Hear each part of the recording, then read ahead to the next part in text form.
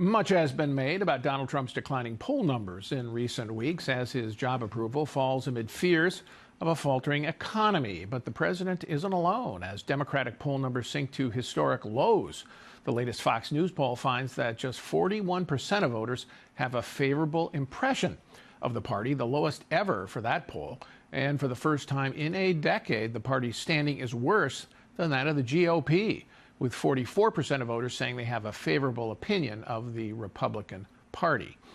For more, I'm joined by Fox News contributor Karl Rove. He served as a senior advisor to President George W. Bush. Karl, welcome. Good to see you. So, with President Trump's approval rating falling, you'd think Democrats would benefit. Why aren't they? Well, they aren't because Democrats are sour on themselves. Take a look at this in that Fox poll. They compared July 2024 to today. Democrats last year, these are Democrats about their own party. 87% of them last July had a favorable opinion of the party. Today it's 77, a drop of 10. The Republicans, on the other hand, 83% of Republicans were favorable on their party last July. 85 today, a gain of 2. So some of this is being driven by the fact that Republicans won and therefore they're happier, and Democrats lost and they're unhappier. So this normally happens after elections in which one party gains the victory and the other one necessarily is defeated. So it's as simple as that, or is there some failure on the part of the Democrats to grapple with why they lost? Because one of the things I've noticed is there isn't a great debate going on inside that party to examine, okay, what views did we take that didn't work with the American people? What about our reckoning with President Biden? We didn't push him out of the race early enough. I don't see those questions being grappled with. Is that part of the problem? Oh, I think that's a big part of the problem. Mark Halperin had a very interesting podcast recently about it. He said he broke it into two sets of questions: backward-looking questions that the Democrats ought to be asking themselves, and forward-looking questions.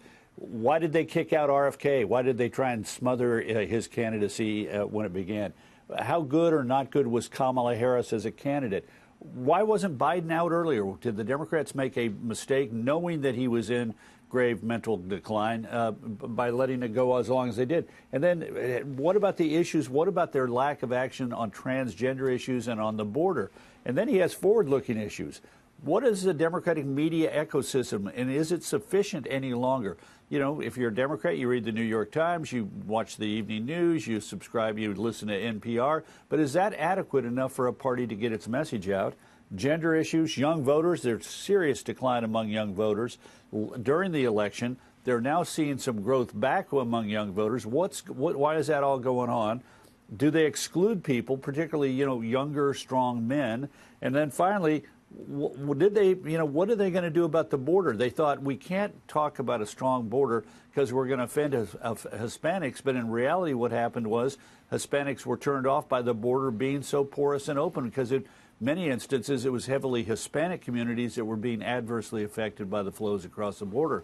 But yeah, there are lots of questions that the Democrats have not yet asked.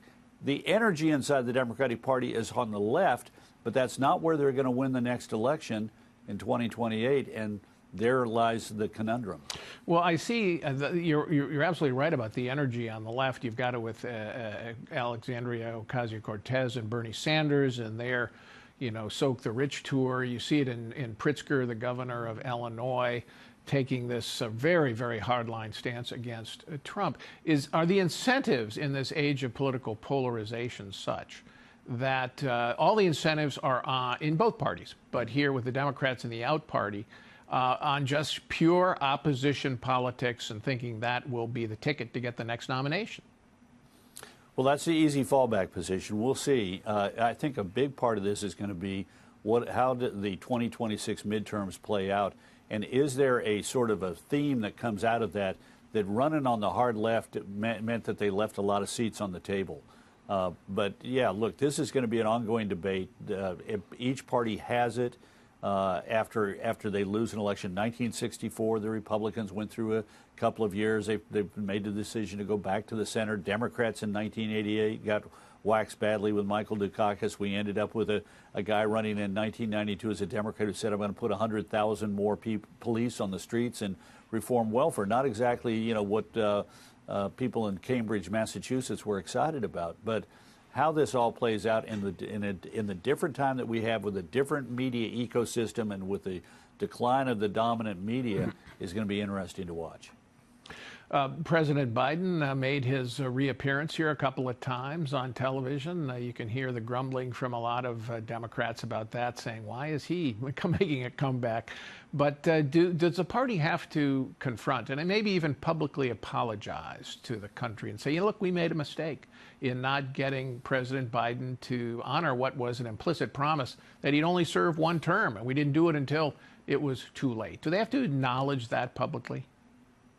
I think there has to be some contrition. I mean, because we all sort of knew that he was not up to the job, but we kept being told by all of these people, well, no, I was in a meeting with him. He was at the top of his form. You know, we were told it by his staff. You know, you can't believe how sharp he is. He's at the top of his game. And guess what? Between the ages of 82 and 86, it's going to be even better for him. So, I mean, no, there needs to be some contrition there. It's going to be hard to do because there will be Democrats who say that's not the essential issue. The essential issue is our party far out on the left wing, or is it more towards the center of American politics, more a traditionally liberal Democratic Party as opposed to a progressive party? And that's going to be a hard battle because the energy is on the left, and yet the votes are not on the left, at least not in places outside of heavily urban districts in New York. Yeah, not the decisive votes. All right. Thanks, Karl. Appreciate it.